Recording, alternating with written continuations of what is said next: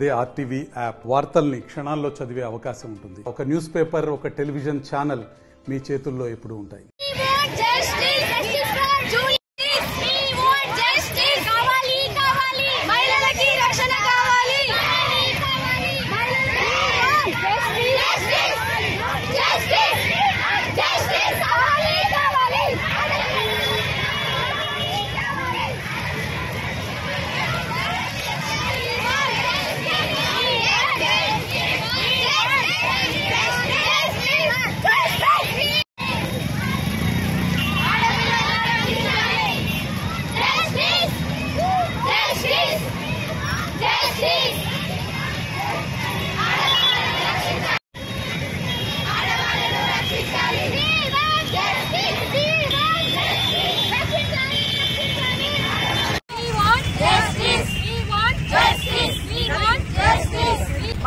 సనాతన సంప్రదాయం, మన హిందూ ధర్మం, మన భారతీయ సంస్కృతిలో మహిళకు ఉన్నటువంటి విశిష్టమైన స్థానం ఎక్కడా లేదు. మన దేశంలో భారత మాత అంటాము, గంగా మాత అంటాము, తులసి మాత అంటాము, గోమాత అంటాము.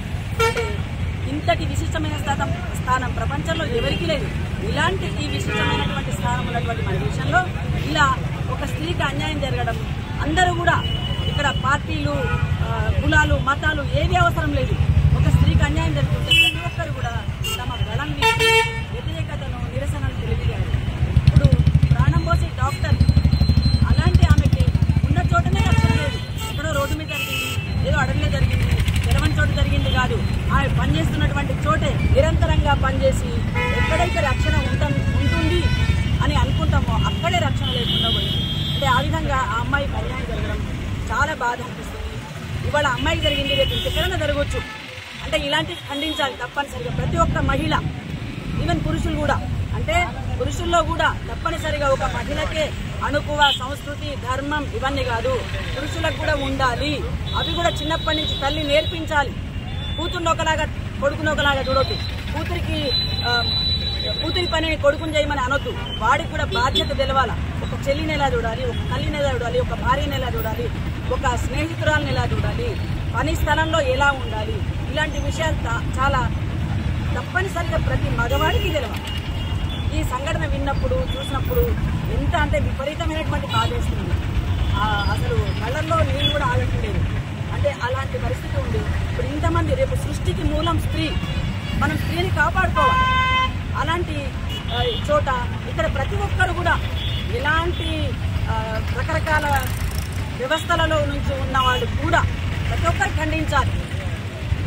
ఇక్కడ ప్రభుత్వం కావచ్చు, ప్రతిపక్షాలు కావచ్చు, ఏ రాజకీయ పార్టీలు కావచ్చు, ఎవరైనా సరే అన్యాయం జరిగినప్పుడు ఖండించాలి. దీనికి తొందరగా శిక్ష పడాలి. తొందరగా శిక్ష పడ్డప్పుడే ఆ తప్పు చేయడానికి ఇంకొకటి ముందుకు రాడు. శిక్ష అనేది కఠినంగా ఉన్నప్పుడే తప్పు చేయడానికి భయపడతారు, సాహసించారు. అందుకొరకు ఈ విధంగా మేమంతా కూడా ఈ విషయాన్ని ఖండిస్తున్నాము. మా యొక్క బాధను తెలుపుతున్నాము, నిరసన కూడా తెలుపుతున్నాము.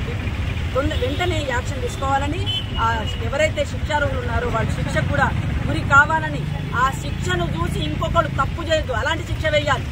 అది ఎలాంటి శిక్షణ కోర్టుకే వదిలేస్తున్నాము, ఈ ప్రభుత్వాలకే వదిలేస్తున్నాము.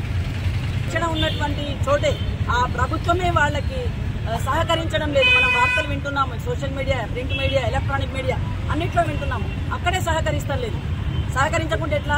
ఆ కలకత్తా కాళీమాతనే చండీ రూపంలో వచ్చి వాళ్ళని దహించి వేసినప్పుడే వాళ్ళకి బుద్ధి వస్తుందేమో అని నేను అనుకుంటున్నాను. కలకత్తా కాళీ అంటే చాలా మంచికి మంచి, చెడుకు చెడు, ఆమెనే రావాలి. మీకు మరొక అవతారం ఎత్తి అక్కడ ఉన్నటువంటి చెడ్డవాళ్ళని మన ఏమంటారు శిక్షిస్తేనే ఏమైనా ఇలాంటి అరాచకాలు ఆగుతాయేమో అని నా యొక్క అభిప్రాయము. దీన్ని మేము అందరం కూడా ఖండిస్తున్నాము. మరిన్ని వీడియోస్ కోసం ఛానల్ ని సబ్స్క్రైబ్ చేయండి. లేటెస్ట్ అప్డేట్స్ కోసం వాట్సాప్ ఛానల్ ని ఫాలో చేయండి. అండ్ లింక్ డిస్క్రిప్షన్ లో ఉంది.